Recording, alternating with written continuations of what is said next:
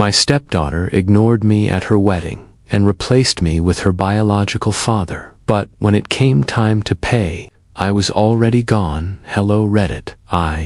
Here, you ever have one of those moments where you look around and think, what the hell am I doing here? Yeah, that was me at my stepdaughter's wedding. For context, I've been in Danielle's life for 15 years. She was 8 when I married her mom Claire. Her biological dad, Tom, was more like a distant relative who occasionally sent a birthday card if he remembered. Meanwhile, I was the one who showed up. Parent-teacher conferences, Mr. First Heartbreak, Mr. Learning to Drive, you guessed it, me. So when Danielle got engaged, I was over the moon. She even asked me to help plan the wedding. I mean, I'm not a wedding planner, but I went all in: venues, catering, the works. I shelled out a good chunk of money to her dream dress, custom invitations, flowers flown in from who knows where. I didn't think twice about it. She's my daughter, or so I thought. Fast forward to the rehearsal dinner, and that's when things started to feel off. I noticed I wasn't mentioned in her speech. Not a single thank you or acknowledgement for the months of work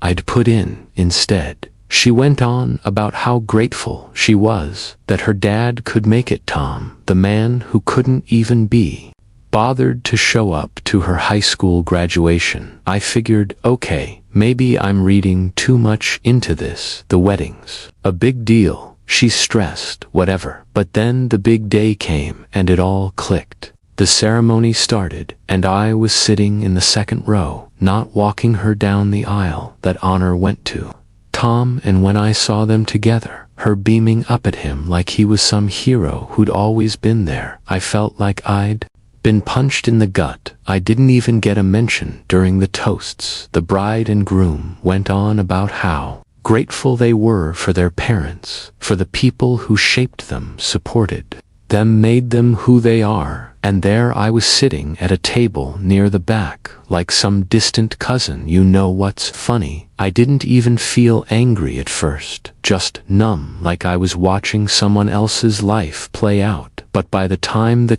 cake was cut, the anger hit. It wasn't just the snub, it was the years I'd spent giving, investing, being there, and now being treated like I was invisible. So I made a decision. Quietly, I slipped out. No goodbyes, no scene, nothing. I got in my car and drove home. The next morning, I got a frantic call from Danielle. Apparently, there had been some confusion about the final payments for the venue and vendors. She wanted to know if I'd take care of it, as we discussed, and I just said, Danielle, I think you should ask your dad. Silence.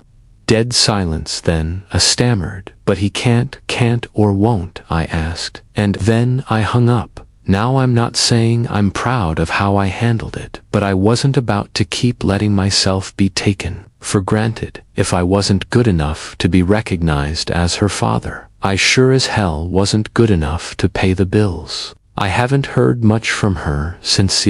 Wasn't happy about it, but she's been quiet too. I think she knows I had a point. Even if she doesn't want to admit it, you'd think I'd feel guilty about it. Right, leaving like that, cutting her off at such a pivotal moment in her life, and maybe I should have. But here's the thing, when you've spent years being the dependable one, the one who always shows up, no matter what, you start to realize something. People only appreciate you until they think they don't need you anymore. I wasn't some ATM. I was a dad, her dad, or at least I thought I was. The days after the wedding were quiet too.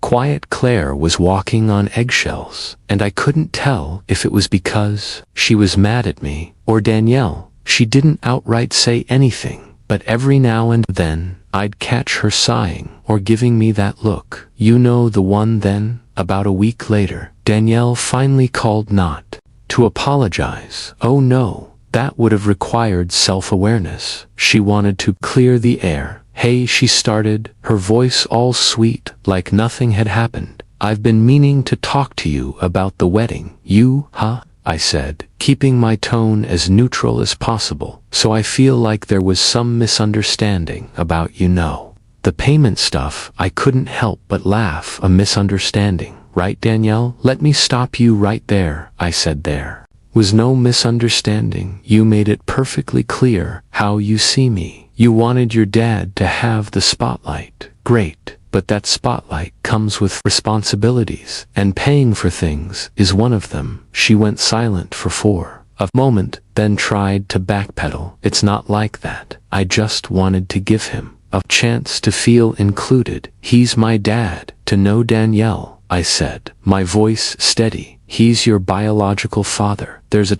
difference. I'm the one who raised you, and if you can't see that, then I don't know what else to say.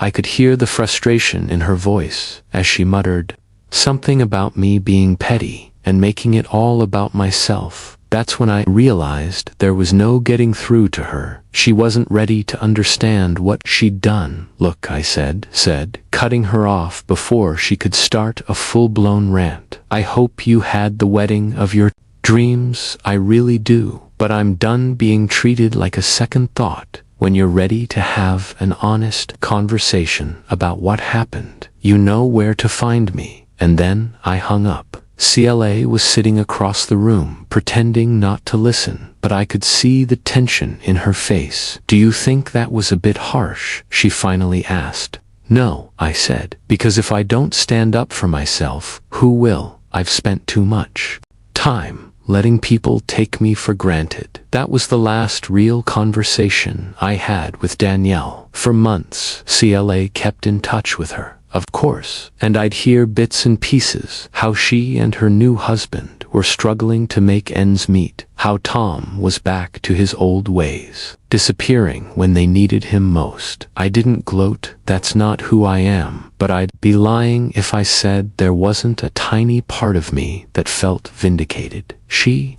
wanted Tom to be her hero, and now she was learning the hard way that heroes don't just show up when it's convenient.